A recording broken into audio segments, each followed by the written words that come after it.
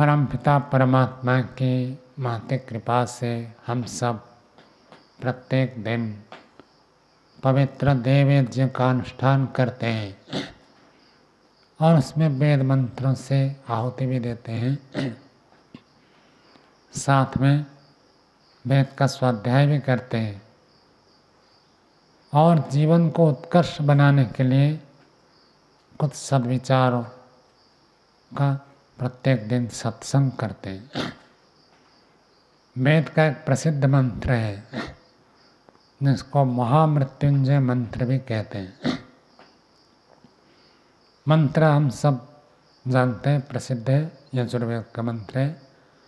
त्र्यंबकम यजामहे सुगंधिम पुष्टिवर्धनम उर्वारुकमीव बंधनान् मृत्योर्मुक्षीय मामृतान्। अब ये मंत्र बहुत प्रसिद्ध है, लेकिन अर्थ लोग अलग इसका कर देते हैं, क्योंकि संस्कृत भाषा में एक एक शब्द के अनेक अर्थ होते हैं। तो शब्द का अर्थ ठीक न जानने से जो मंत्र का भाव है, जो मंत्र का तात्पर्य है, वो कहीं और लेकर वो घटाते हैं। मंत्र का पहला शब्द है त्र्यंबकम। अब त्र्यंबकम से वो एक रुद्र की कल्पना करते हैं जिनकी 3 आँखें हैं। त्रि पढ़ा तो अम्बक, अम्बक संस्कृत में अम्बा शब्द का अर्थ होता है माँ। अम्बा माँ को कहते हैं, और माँ क्या करती है? पालन करती है।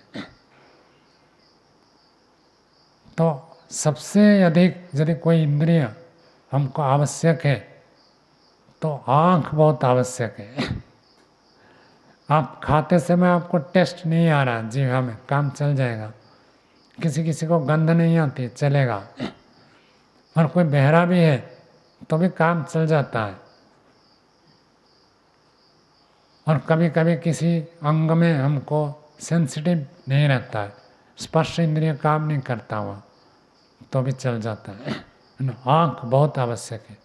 यद्यपि अंधों का भी जीवन चलता है, लेकिन सबसे उपयोगी हम देखते हैं आँख का कितना उपयोग करते हैं। मौन हो जाता है व्यक्ति, लेकिन आँख का उपयोग करता है। किसी से बोलता नहीं, किसी से सुनता नहीं है, लेकिन आँख का उपयोग तो उसको भी आवश्यक है। इतना महत्वपूर्ण साधन है। तो आँख हमारा पालन करने वाला है। जैसे माँ पालन करती है, ऐसे आँख भी पालन करने में एक महत्वपूर्ण घटक है। इसलिए आँख को अम्बक कह दिया। तो एक अर्थ तो ठीक है, अम्बक का अर्थ आँख भी होता है। अम्बक का अर्थ सीधा अर्थ तो माँ, अम्मा, अम्बा का अर्थ माँ। पिताजी के लिए अलग शब्द आता है, माताजी के लिए जो प्यार से बोलते हैं उसको अम्बा बोलते हैं। और गाय जो बोलती है ना, वो भी देखोगे वो ऐसे ही रमाती है। तो त्र्यंबकम का अर्थ 3 आँख वास्तव में नहीं है। त्र्यंबक का अर्थ तीनों कालों में जो हमारा पालन करता है वो है त्र्यंबकम, वो परमात्मा है। हम लोगों को कैसे समझाएं? तो कहते देखो हम 9 आँख से देखते हैं और परमात्मा तीसरे आँख से देखता है। हम जब हम किसी को कहते देखो इसकी बुद्धि को देखो, कैसी उसकी बुद्धि है, तो आँख से थोड़ी देखेंगे। किसी की बुद्धि को समझने के लिए हमको बुद्धि चाहिए, तो बुद्धि के माध्यम से देखते हैं, ज्ञान के माध्यम से देखते हैं। तो परमात्मा का जो ज्ञान वो आँखों से नहीं होता है। हमारे पास 2 नेत्र है, ये 2 नेत्र से तो हम संसार को देखते हैं, लेकिन एक तीसरा नेत्र है। कौन सा नेत्र है? ज्ञान रूपी नेत्र। आँख बंद हो जाए तो भी हम बहुत कुछ सोच सकते हैं, विचार सकते हैं, बोल सकते हैं, व्यवहार कर सकते हैं। वो जो तीसरा नेत्र है वो परमात्मा का है। परमात्मा उस तीसरे नेत्र से देखता है। तो इसलिए उसको कल्पना कर दिया कि एक रुद्र परमात्मा है। और जैसे लोक में प्रचलन शिव जी का लेते हैं, त्रिशूल पकड़ते हैं, ये करते हैं, वो करते हैं, और तीसरा आँख है, कुपित हो जाए तो त्रिशूल में प्रहार करके नष्ट कर देते, ऐसी कल्पना की है। वास्तव में परमात्मा हमारे जैसे भौतिक आंखों से नहीं देखता, और तीसरे नेत्र ज्ञान रूपी नेत्र से सबको देखता है, हर समय देखता है, सब जगह है। सर्वथा चक्षु परमात्मा का एक नाम है, सर्वथा चक्षु। हमारे आंखों तो सामने है, लेकिन परमात्मा की आंखों सब और है। कोई ऐसा स्थान नहीं बचा जहाँ पर परमात्मा की आंखें ना हो। सीसीटीवी लगाते थोड़े स्थान को कवर अप करता है, लेकिन परमात्मा का सीसीटीवी सब जगह लगा हुआ है, कोई उससे बच ही नहीं सकता। तो इसलिए परमात्मा को कहा जाता है त्रयम्बकम। हे परमात्मा, आप तीनों का पालक है। तीनों का अर्थ कई जगह पर ऐसे करते हैं, जो कार्य जगत सारा संसार है, इसको चला कौन रहा है? परमात्मा चला रहे। और इस कार्य जगत का जो कारण, मूल कारण सत्पर स्तंभ प्रकृति है, उनको भी परमात्मा ही कार्य के रूप में परिणत करता है। तो सत्पर स्तंभ अपने आप में इनवैलिड, उनमें कोई उपयोगिता नहीं है जब तक उनको परमात्मा ना मिला है। तो सत्पर स्तंभ, कारण जगत और एक कार्य जगत और हम सब जीवात्मा, हम तीनों का पालक होने से परमात्मा को त्रयंबकम कहते हैं। और दूसरा अर्थ है भूतकाल, भविष्यत काल, वर्तमान काल, तीनों कालों में परमात्मा पालक है। अब हम ये आश्रम में रहते हैं, जो आश्रम की व्यवस्था प्रबंध करते हैं वो हमारा पालन करते हैं, लेकिन ये इसी समय पालन करते हैं।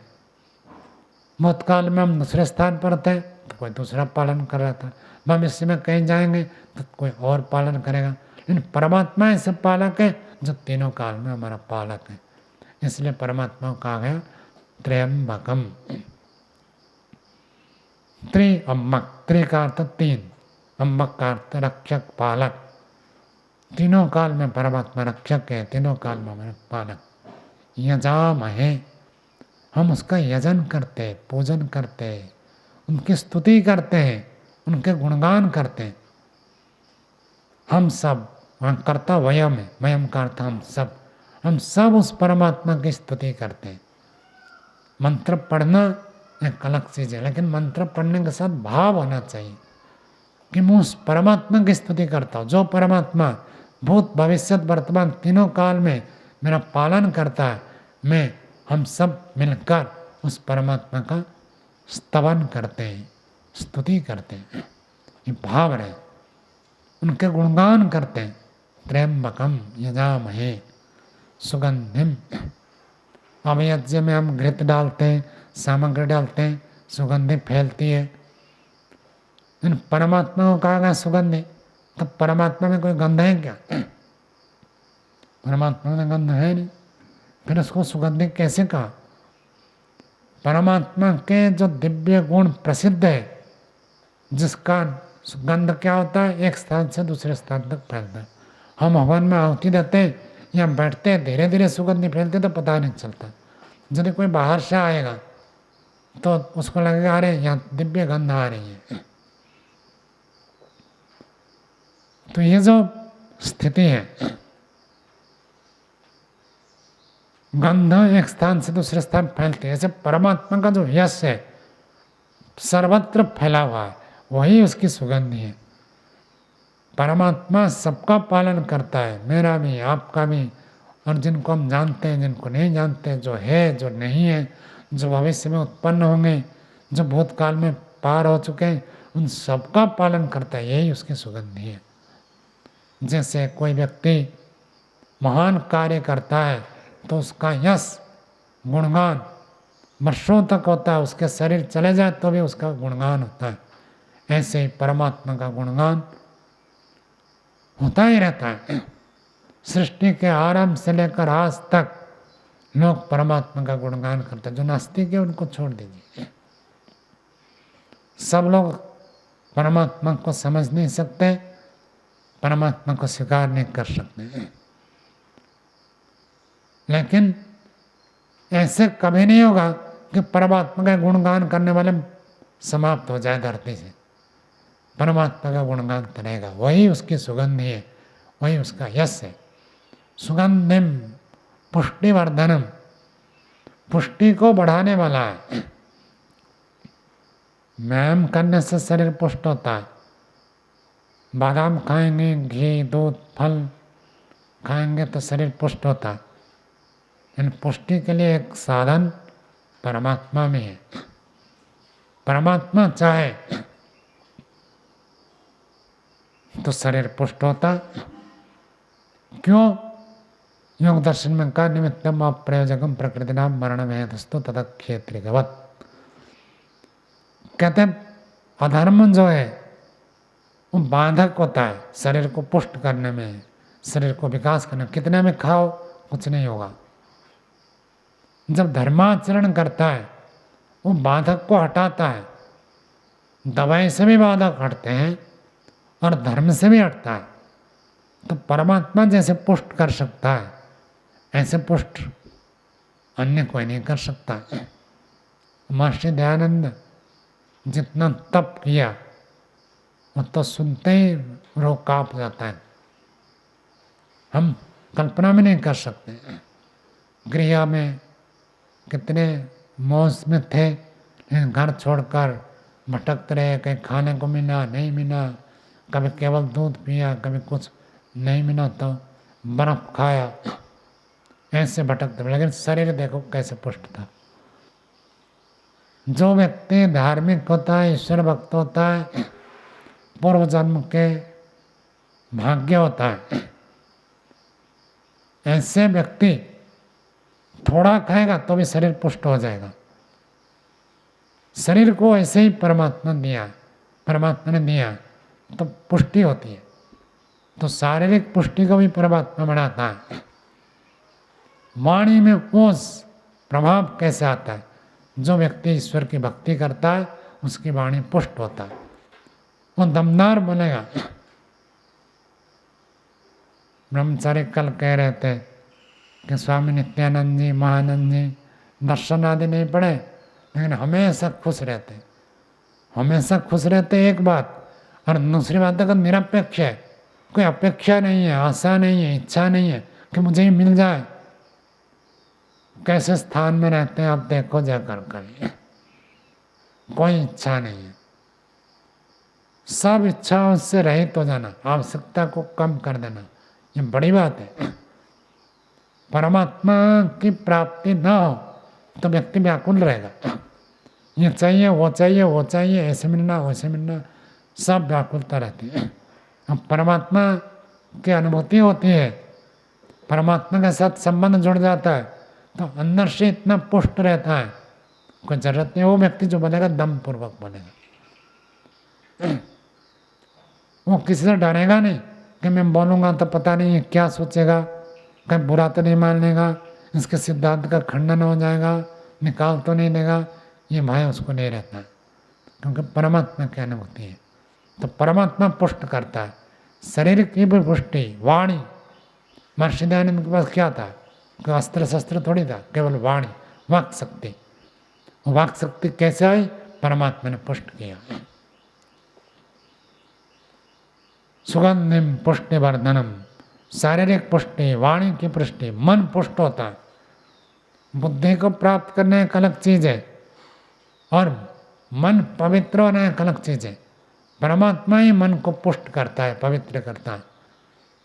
नहीं तो व्यक्ति की प्रवृत्ति, पीछे 2-3 बार आपको बताया, इंद्रियों के भोग की और प्रवृत्ति होगी, बच नहीं सकता।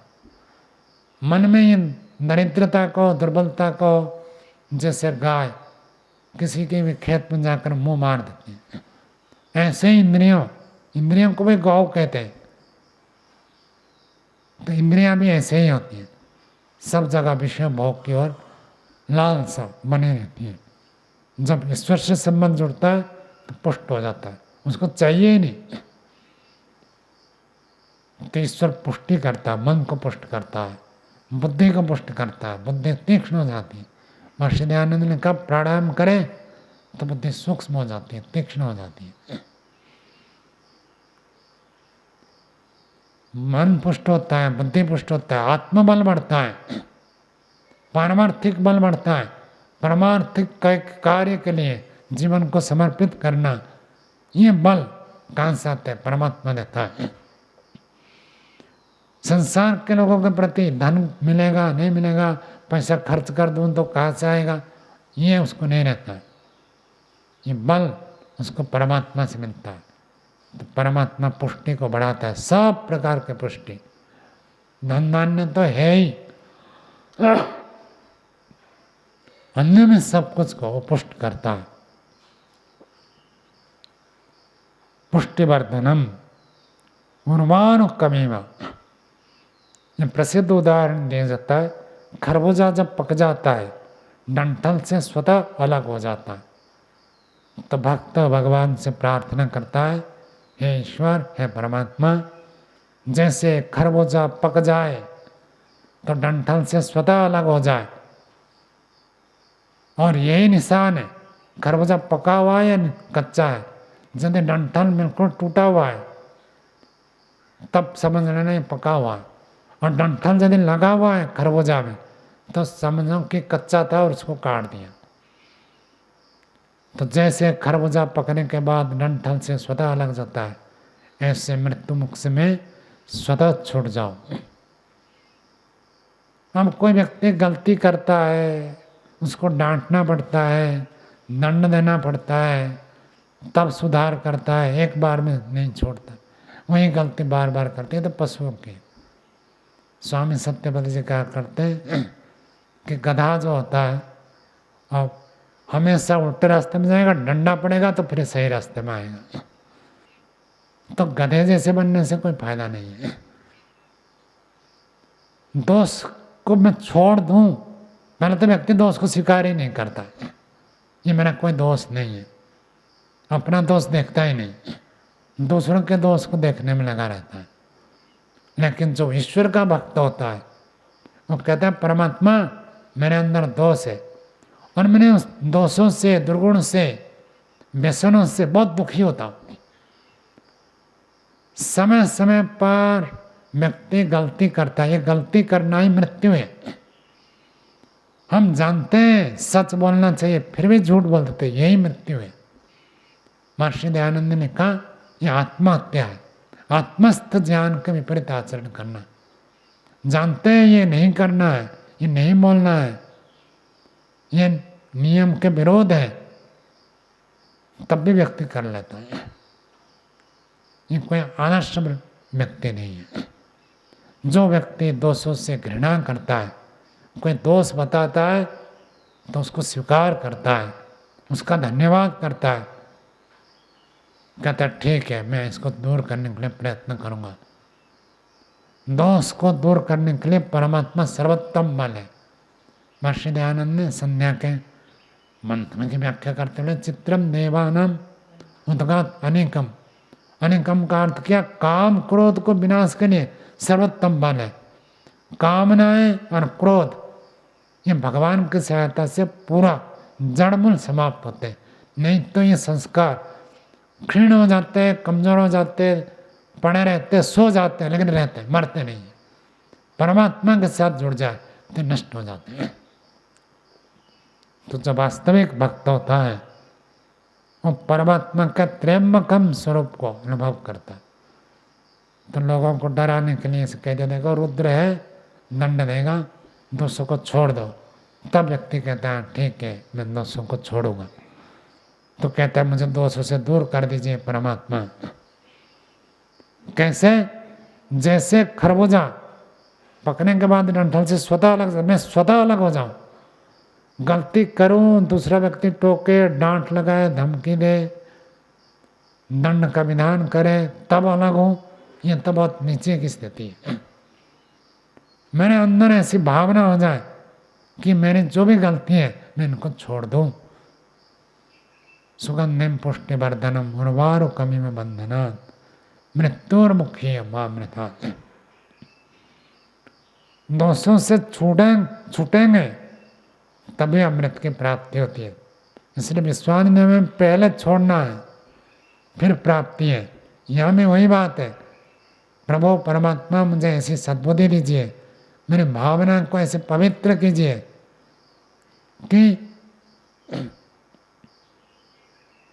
मैं दोष, दुर्गुण, दुर्व्यसन जो भी मेरे अंदर कमियां हैं, उन कमियों को स्वतः छोड़ दो। कोई कहे तो छोड़ दो, ये नहीं। बुद्धिमान व्यक्ति वही होता है जो सब लोगों को देखकर सीख जाता है। कहना नहीं पड़ता कि आप ऐसे करो ऐसे करो, पहले दिन वो सबको अनुध्यान कर लेता है, या कैसे चलता है, कैसे व्यवहार होता है, कैसे प्रयोग करते हैं, चाहे यज्ञ का ले लीजिए, व्यवहार का ले लीजिए, भोजन का ले लीजिए, सब को देख कर सीख जाता है, उसको कहना ही नहीं पड़ता। और जो उससे थोड़ा कम स्तर होता है उसको एक बार बता देते हैं, वो पूरा पालन करता है कि यहाँ पर ऐसे नियम है, ऐसे करना, बस एक बार बता दिया, वो हमेशा उसी नियम को पालन कर, ये भी ठीक है। तीसरे स्तर के व्यक्ति होते हैं, ना स्वयं देखकर सीख सकता है, ना कहने पर मानता है, प्रवृत्ति कहीं और है, उसको 2, 4, 5 बार बताते तब वो ठीक कर लेता है, उसको दोबारा कहना नहीं पड़ता, 4, 5 बार बताने के बाद कर लेता। ये कितने स्तर का हो गया? तीसरे स्तर का।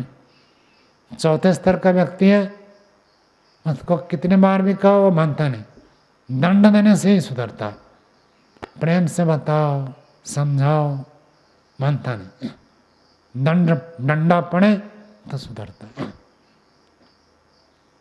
चौथे स्तर का।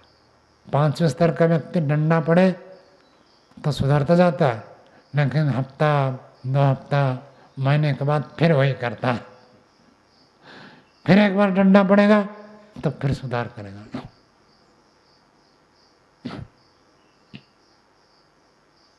और कई तो होते हैं कितने में डंडा मारो और डंडा मार कर थक जाओगे, वो सुधरने वाले नहीं होते। तो ऐसे व्यक्ति के लिए ये मंत्र नहीं है।